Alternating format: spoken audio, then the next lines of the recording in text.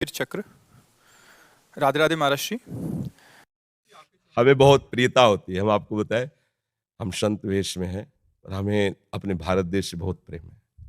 और जब कोई कहता है हम आर्मी में हैं, ऐसे हैं, तो हम उसे एक संत की नज़र से ही देखते हैं कि जैसे हम एकांत में बैठकर अपने मन को मारकर प्रभु में लगाते हैं, ऐसे आप अपने परिवार का मोह छोड़कर, आप संसार के सुखों को रौंद करके अपने प्राणों को भारत देश के लिए समर्पित करने के लिए, तो हमें बहुत प्यारा लगता है। हम विशेष आदर उसका हृदय से करते हैं जो हमारे देश के सुरक्षा विभाग में है, हमारे देश को सुरक्षित रहे। आज हम यहाँ भजन कर पा रहे हैं ना, तो आप लोगों की वजह से।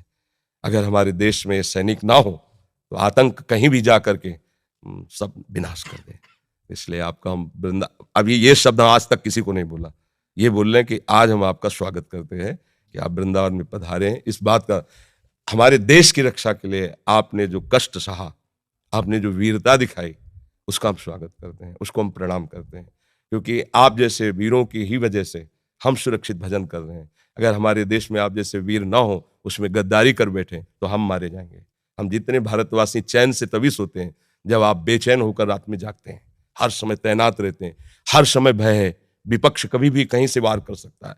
आप अपने परिवार का मोह त्याग करके, आपको पता है कि 1 मिनट में शरीर जा सकता है, और आप वहां तैनात होकर के हर प्रयास, अभी इन्होंने आपके विषय में बताया कि आपने 12 गोलियां शरीर में खाई, फिर भी भारत के लिए हमारा हृदय भरा है आपके लिए कि हम स्वागत करते हैं हृदय से। ऐसा ही चाहिए, ऐसा ही शूरवीर योद्धा भगवान का रिझाने वाला भक्त बनता है। देखो, भगवान इस पर प्रसन्न हुए। आप जहाँ आए हो, यहाँ आना सहज नहीं है।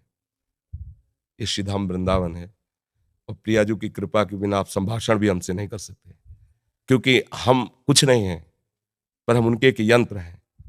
बिना उनकी कृपा के, जैसे है ना, ये आपको कृपा किसी साधन से नहीं मिली, इसी देश की सुरक्षा से मिली है।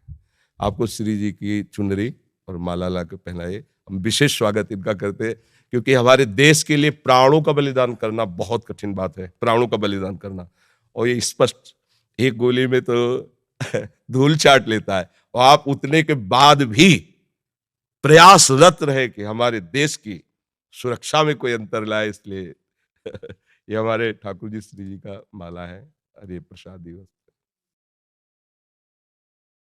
महाराज जी, पिछले कुछ समय से आपको सुनना शुरू किया है, बहुत आनंद की अनुभूति होती है। महाराज जी, हम भी भजन मार्ग में आगे बढ़ना चाहते हैं, कृपया मार्गदर्शन करें।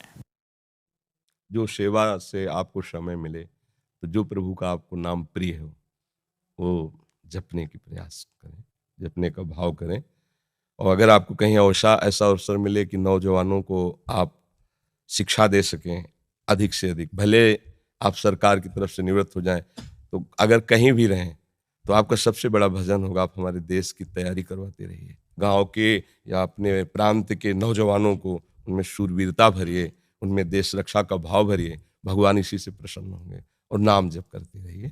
और सत्संग सुनने से है कि असत धारणाएं नष्ट हो जाती हैं, वास्तविक बात समझ में आती है। एक दिन शरीर तो जाएगा ना, तो अब जहां जाना है उस ठिकाने, देखो कितनी कृपा आपके ऊपर है कि आपने वो प्राप्त किया है। देखो, बड़े बड़े पदों में बैठना भी पुण्य का काम है, लेकिन हम उसको उतना आदर नहीं देते, क्योंकि हम बैरागी हैं, भगवत मार्ग के पति। लेकिन एक शूरवीर योद्धा को जो देश के लिए प्राण अर्पित कर रहा है, हम उसको उतना ही आदर करते हैं जितना एक सन्यासी महात्मा का आदर करते हैं। हमारे हृदय में उसके प्रति उतनी श्रद्धा है। जैसे सन्यासी अपने जीवन को समर्पित करके हर कष्ट सहता है, दूसरा नहीं जानता कि वो कितना अंदर से बाहर की केवल बात आप जान रहे हो। जिन भोगों में आप जल करके गिरते हो, उन भोगों में जल कर वो चुपचाप सह रहा, जो वास्तविक मार्ग का प्रतीक है। ऐसे ही वो अपने देश के लिए हर मोह ममता का बलिदान करके लगा हुआ है। और कितने ऐसे वीर हैं जिन्होंने प्राण त्याग दिए देश के लिए, हम उनको प्रणाम करते हैं। हाँ, अंदर से भावना से प्रणाम करते हैं। बस आप नाम जप करते रहिए और सत्य वस्तु की प्राप्ति की चाह कर लीजिए, तो ये जो समय गया बड़ा मंगल में गया। आगे जो जाएगा वो और महामंगल में जाएगा, क्योंकि शरीर छूटने के बाद यदि भगवान मिल गए ना, तो पूरी बात बन गई। इधर देश सेवा हो गई और उधर जीवन का लाभ मिल गया। यहाँ तो यश हुआ ही, यहाँ तो सम्मान है ही। कोई भी ऐसा नहीं जो तुम्हारा सम्मान न करे।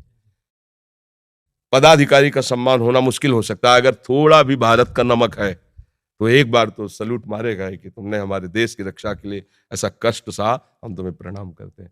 तो बस फिर हम ये चाहते हैं कि जो मालिक हैं संसार के, उनके सामने भी आपका स्वागत हो। आओ, हमारे बच्चे हो, आप हमारे पास आओ, इसके लिए नाम जप करना और हमारे देश के नौजवानों को वो शिक्षा देना जिससे वो भी हमारे देश की सेवा में तत्पर हो जाए।